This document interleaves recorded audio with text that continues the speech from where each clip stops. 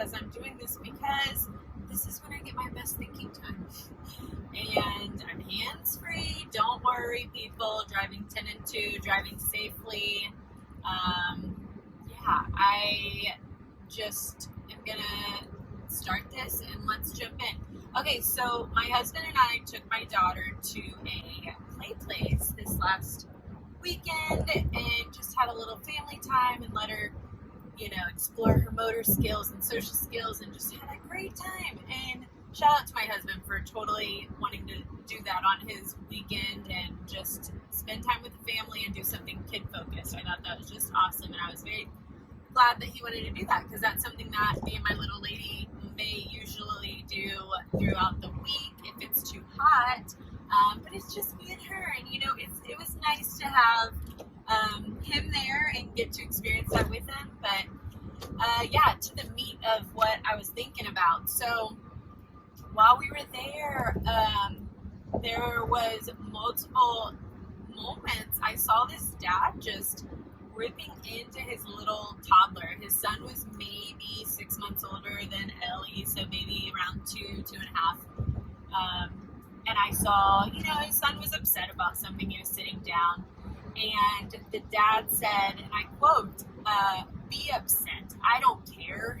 And I was just like, oh, poor bud, it just made me think like, oh, okay, parent how you want to parent, but that poor baby is like, he's upset for a reason. He's probably not able to communicate what he's feeling, and now he's learning that you don't care that he has feelings.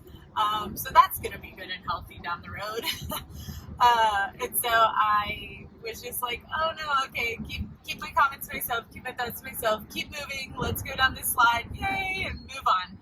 And then not long after that, the same sweet friend came up and snatched one of the little ball pit balls out of my daughter's hand, which I'm like, oh no, and I didn't run up and interject or, make a big scene about it. I just said, oh no, and then my daughter kind of looked at me and moved on and grabbed some other balls. No big deal. Like, it's good and healthy to let them learn how to experience those, interesting things that might happen in life as a kid and as an adult. Sometimes we get stuff taken from us in bigger sense of, the meaning as an adult, and we have to learn how to handle it. And we have to know that our person at that age, our person is right there to protect us, but also if my daughter was to start reacting in a negative way or hit him or, which does happen, she's a toddler learning her feelings, I'm right there to interject if needed, but if not, I need to step back and see how she'll react to it. And so anyways, it was no big deal. She moved on. Well, here comes the mad dad comes running up and just yanks it out of his son's hand, which is immediately like, well, that might be why he thinks that that's acceptable way to get what he wants. He's snatching something out of her hand because that is how he gets stuff taken out of his hand. And then mad dad went on to, tell the son that he's been here too long, and this behavior is just, this is enough. We've been here too long as it is, and we're going to get your pizza and leave. Like, as if it's the 2-year-old's fault that they've been there for so long. And proceeded to cry and storm off, and that was the end of their day. And it just made me really think, and I talked to my husband, we both talked about it on the way home, of just like how hard it is seeing things like that, and how fortunate I am that my husband is on the same page with me when it comes to gentle parenting. It is a new world for us, 100%. This was not something we just grew up thinking, this is how you do it. It's something that is feeling right for us, and I am very thankful for that. So I wanted to share a little bit about maybe how in that kind of situation, how maybe it could have been better handled. Because I think it is totally normal and understandable normal for that parent to be frustrated in that moment and maybe even be embarrassed that their son or their child is behaving like that to another kid. And so for whatever reason, when, we have those triggers in ourselves as parents, whether that's something that happened in our childhood, how somebody treated us, or how somebody maybe ignored those, and so we never learned how to deal with those emotions, they get triggered in us now with our children. And so our reactions are going to do one of two things. We can either reshape the future generation of our children and help them learn that that is not how we behave to certain things and model the correct way to do it. And some days it's going to be harder than others, and some days we're going to feel defeated, and some days we're going to be annoyed of having to always be positive Patty. But the difference it makes whenever you are attentive to their big little feelings and just really being aware that how you react is going to either break this cycle or continue this cycle is huge. So as I was saying, there's two ways that you can do it. And that first way is, being triggered, letting those triggers affect you in a negative way, letting you lash out towards your child, maybe being aggressive or raising your voice, or being physical in some sort of way, or ignoring, being, abandoning in a sense, or neglecting their emotional needs.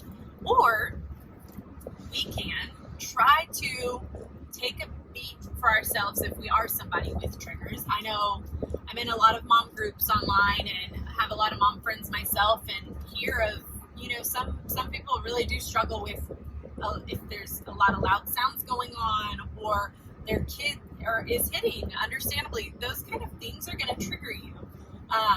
And so understanding that we have to deal with those triggers in a small moment, in a little beat, a little break, and then we have to be the parent that our child deserves, not the parent that we instinctively may feel we want to be in that moment. So it's more about what they need rather than what we're wanting or what our initial reaction might be. And a lot of times, like I said, that isn't easy. Trust me, I am trying very hard to be a good, gentle parent, but I have my days whenever I have that mom guilt of like, man, I raised my voice today, and that's not how I want to be with her. Or I was very frustrated, and so I did yank something out of her hand, and then I have to remind myself that is not how I want to be with her. So I have to do better. I think there is something semi-healthy of having this mom guilt that everyone's like, don't have mom guilt, or dad guilt, whatever parent you're talking about. I think to an extent, yeah, you shouldn't beat yourself up. You shouldn't feel like a horrible parent for the smallest things consistently and just live in this negative, shameful, depressed state. Whether you're a parent or not, I don't think anybody should live in that shame. I think we need to know that God's grace is more than enough for us, and that we can overcome no matter how many speed bumps we hit in our life, no matter how big that speed bump may be or anything, we can overcome it. But I do think that there is learning that can happen in those guilty or shameful moments. And instead of saying, don't feel guilt or shame about doing X, Y, and Z, whatever that may look like for you, I yelled at my kid today, and then somebody comments oh, don't feel mom guilt, it's okay, we all do it. Yes, to an extent, don't beat yourself up, but let's do better. Let's have a moment of feeling that wasn't my best self. I'm going to feel bad about it for a split second because I should, because that's not the way I wanted to behave. And now I'm going to learn from that feeling of negativity, and I'm going to do better tomorrow. So that's my thought on mom guilt and learning from difficult moments. Triggers are things that we have to work through and do better for our future generation of children. Hope that helps anyone out there who is feeling any of these things, or their spouse is going through this stuff, and you're seeing your child be raised maybe in a way that you want to do better for them. Tomorrow's a new day. Today's the day. Start a change. Do better. And let's be the best person we can be for them, for their sake. We're going to have our off days. We're going to have our days when we are not perfect. But don't make that a habit. Don't make that a consistent, I'm part of the bad mom club. Like, no, that's gross. Don't be a bad mom who's getting wasted at like 9 and thinking that that's cool because there's other people out there that do that.